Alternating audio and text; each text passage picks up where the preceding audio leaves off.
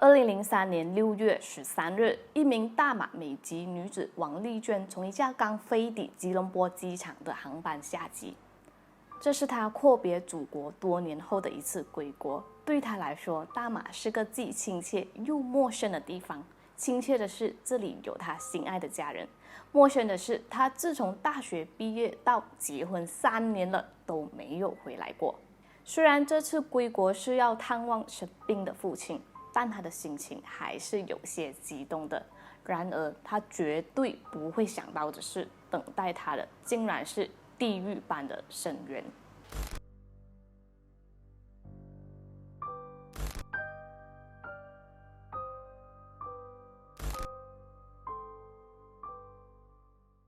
Hello， 大家好，我是美貌与智慧并重的小南。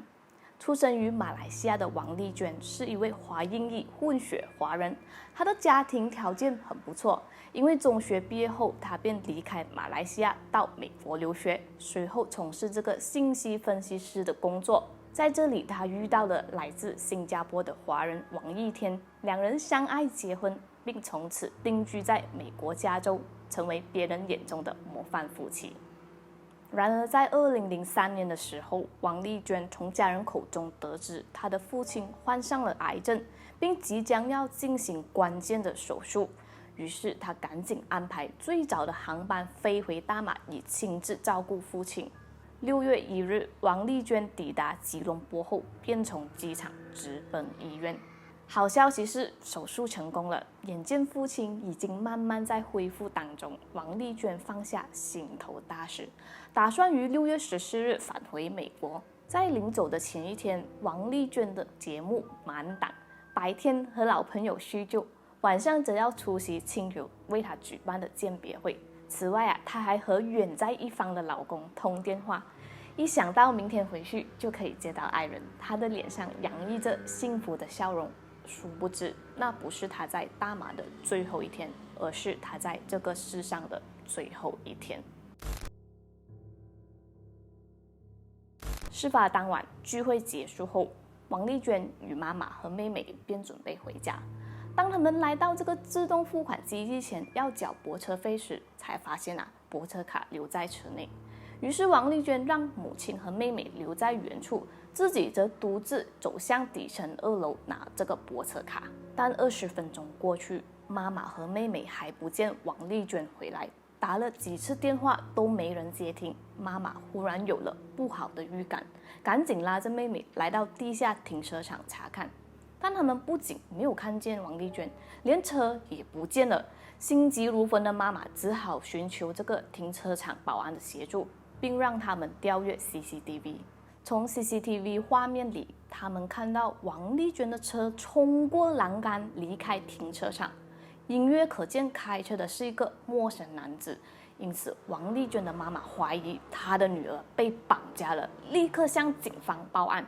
由于案发现场是一个公共场所，消息传开后震惊了全国人民。警方在接获消息后，也马上从这个王丽娟最后驾驶的蓝色国产车着手寻找她的去向。另一边，自王丽娟失踪后，她的家人朋友就制作了很多传单，并提出了1万令吉的悬赏，希望掳走她的人能尽快放她回来。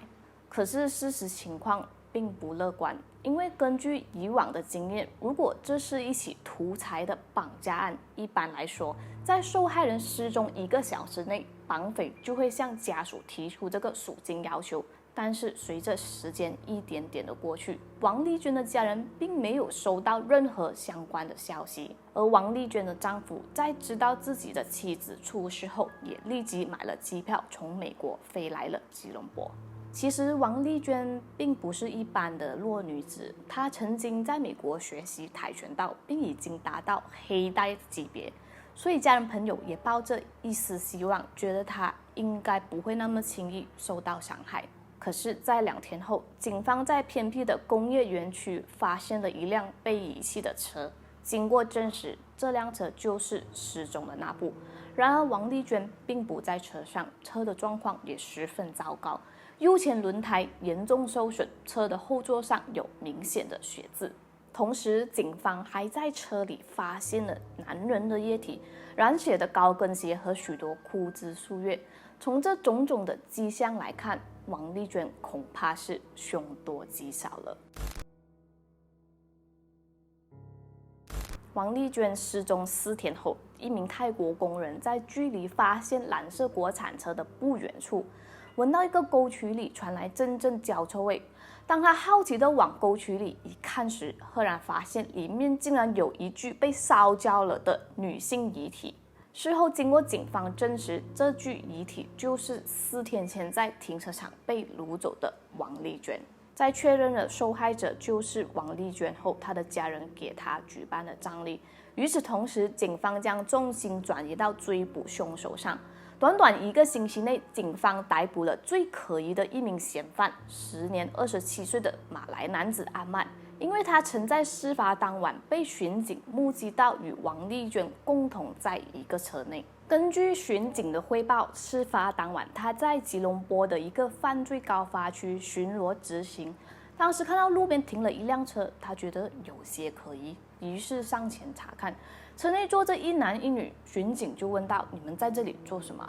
驾车的男人回答说：“这是自己的女友，两人正在商量家人的事情。”不过巡警并没有相信这个男子所言，并要求两人出示身份证。而从身份证上显示，车内的一男一女就是嫌犯阿曼以及王丽娟。他还注意到王丽娟在比划奇怪的动作。可是当巡警指示两人下车做进一步的查问时，驾车的男子阿曼却突然大踩油门驾车离去。然而让小南觉得费解的是这位巡警之后并没有立刻申请后援、设置路障或者上报警局，而是就这么让这件事过去了。直到新闻报道说找到了王丽娟的遗体，如果当时他再积极一点，王丽娟是不是就不会遇害了呢？经过初步的调查，警方发现这位阿嬷没有犯罪前科，身世背景良好，工作稳定，甚至还是一名主管。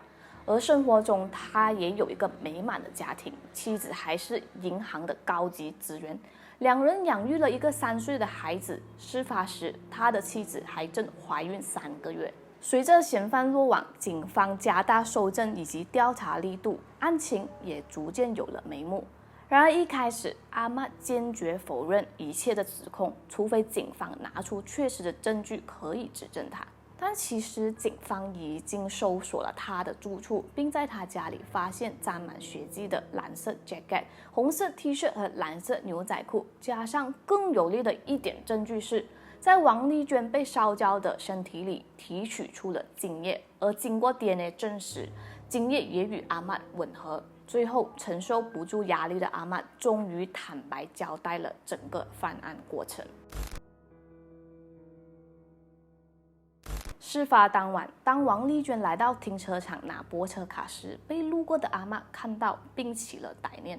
她从后冲向前，一把将王丽娟推进车内，拿刀威胁她不可叫喊以及听从指示，自己也迅速占据了驾驶座，开车离去。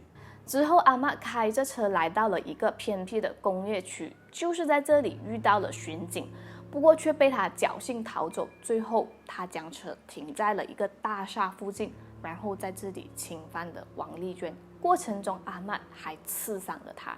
完事后，阿嬷将王丽娟手脚绑起来，用布塞着嘴巴，勒死她后，再弃置在沟渠里。接着去油站买了2瓶汽油，并再次返回沟渠，点火烧了王丽娟的身体，以毁灭证据。因此，王丽娟被发现时，身体烧伤面积达90%以上，腰部以下完全被毁。腿部多处折断，身体还被2个灌满水泥的轮胎压着，状况可说是惨不忍睹，令人心酸。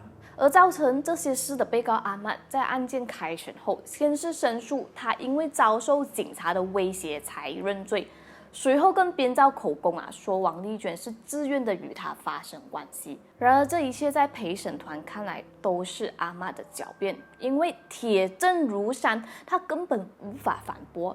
于是，在2005年2月23日，法庭终于宣布被告阿嬷罪名成立。而后于2016年9月23日凌晨，阿嬷被送上了绞刑台，一命换一命，为这起轰动一时的王丽娟命案画上了句点。事发13年后，王丽娟的家人和朋友终于得到了一个了结，但失去的生命已经无法挽回。对生者来说，所能做的就是好好的活下去，带着逝者的遗憾，珍惜每一天。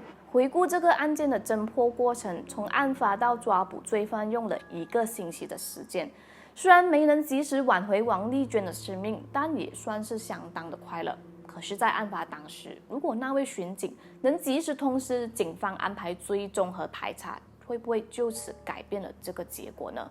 不过在当时依然有人质疑跆拳道已达到黑带级别的王丽娟为什么不反抗或试图逃走呢？其实人们在回顾这些事情的时候，都会带着一种审视的眼光去看待，会想，如果是我遇到这种情况会怎么做？我一定会逃走我一定会打电话求救。但是事实情况是，你现在并没有遇到这种情况，所以你可以随意的想象。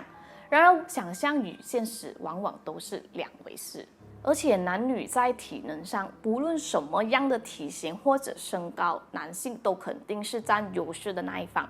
尤其是这位男性持有攻击性武器的情况下，而受害者在毫无防备的状态被袭击，会更加的害怕，不知所措。所以我们自身能做的就是提高警惕，尤其是当你身在地下停车场时，无论是下班后的疲惫，还是购物后的兴奋，切记都不能让它冲淡你对身边情况的警觉。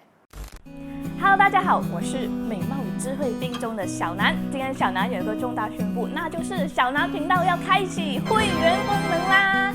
感谢各位观众朋友的支持，让小南的频道达到3万的订阅数了。如果想要继续支持小南说更多精彩的故事给你听，做出更好质量的影片，赶快按下订阅旁边的加入按钮，成为会员吧！